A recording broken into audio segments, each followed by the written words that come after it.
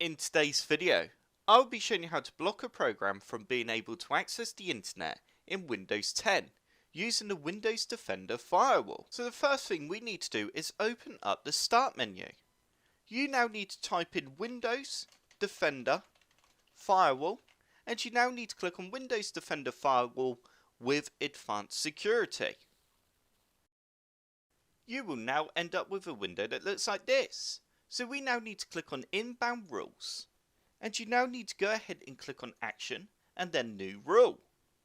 We now need to select Program and press Next. You now need to click on Browse, and you now need to find the program that you want to block. So for this video, I'm going to use Firefox as the example. So I need to select the firefox.exe. You need to select the .exe for the program that you want to block, and then press Open. You now need to go Next, and you now need to select Block the Connection and then go Next. And we now want to select all of the options here under Profile. We can now go ahead and press Next again, and you now need to give the inbound rule a name. So I'm just going to call this Firefox, and then I'm going to give it Block. There we go, and press Finish. We now need to do the same for outbound rules. So you need to select Outbound Rules, go to Action, New Rule. We then need to select Program, Next. We now need to browse for the program. So there's Firefox, go Open, Next. We want to select Block the Connection and Next again. Select all the profiles and go Next.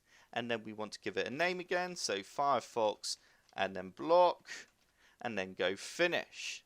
So you should now have a block symbol next to Firefox in both inbound and outbound rules. If I now go ahead and open up Firefox, we should not be able to connect to the internet. I'm going to use our website as the example, which is computersluggish.com, and press enter. As you can see, I cannot connect to the website, which means Firefox has been blocked from being able to connect to the internet. So there we go, that is how you block a program from being able to connect to the internet.